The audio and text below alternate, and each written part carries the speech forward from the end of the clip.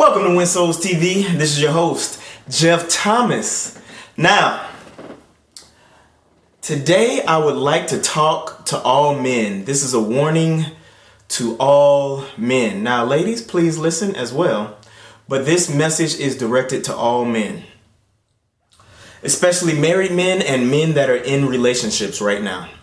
So let's talk a little bit about emotional intimacy and watching how you talk to other women.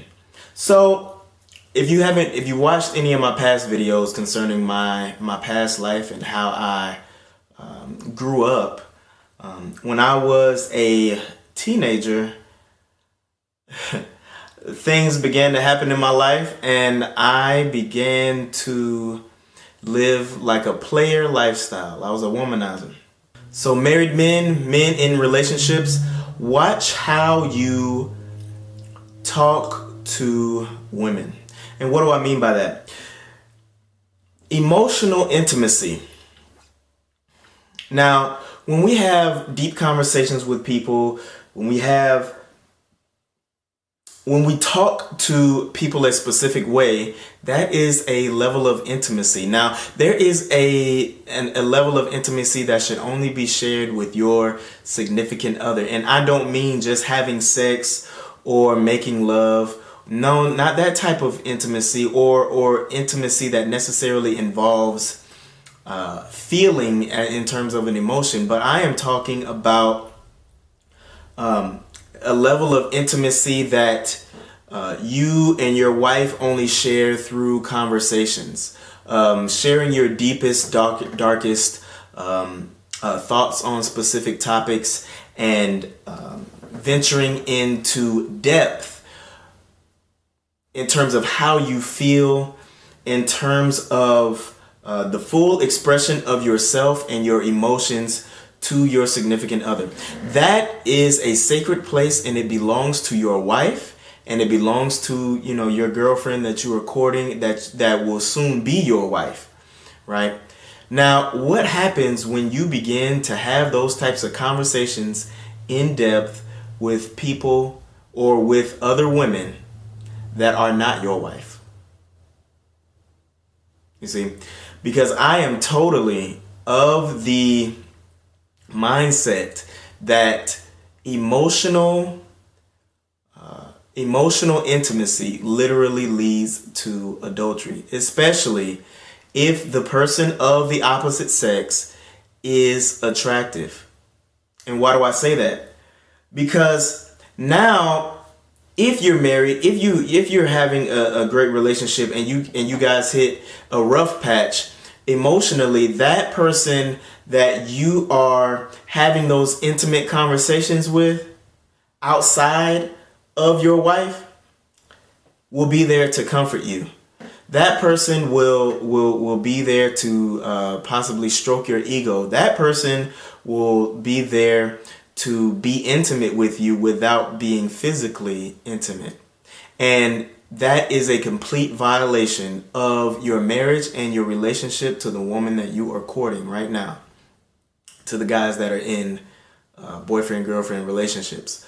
And so with that said, it's like you are seeking an outside woman to fulfill the very duties or the very things that your wife is there for, the very level of intimacy that should only be shared between you and your wife. And if you are doing that, then you are stepping outside of what needs to be taken care of in your marriage, and it could possibly lead to adultery. It could possibly lead to adultery. And if it doesn't lead to adultery, it is keeping a door open for Satan to move in and possibly tempt you to begin to open those specific and to begin to open those doors, because what happens is you go deeper and deeper in conversation, deeper and deeper and deeper in conversation.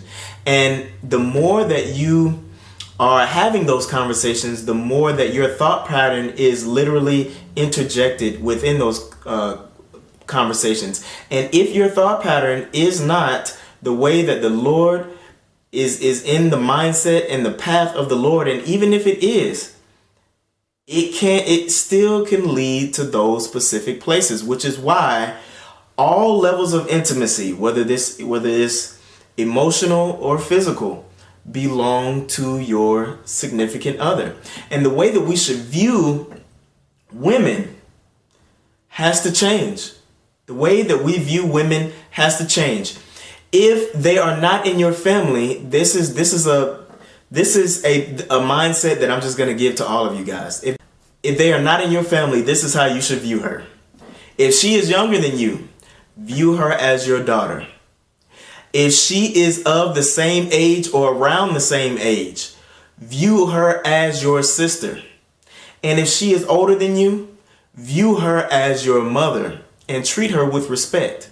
Treat all three types of them with respect, with their due respect, and help them and guide them along that path. But inevitably, the only woman that should have any type of intimacy, whether that's physical or emotional, should be your wife.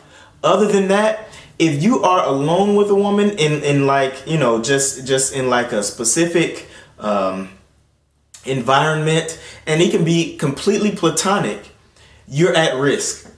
You're at risk, which is why a lot of pastors, which is why a lot of preachers that are in strong ministry and that are serious about ministry do not counsel women without another accountability brother being in the room, or accountability sister being in the room, or literally an accountability, or literally their spouse being in the room. Why? Because there is an opportunity for Satan to enter in through emotional intimacy. And we do not have time as servants of the Lord to allow Satan to come in. The word says to give no place to the devil. Well, let me tell you, emotional intimacy is a place that the devil can enter in if you allow him to.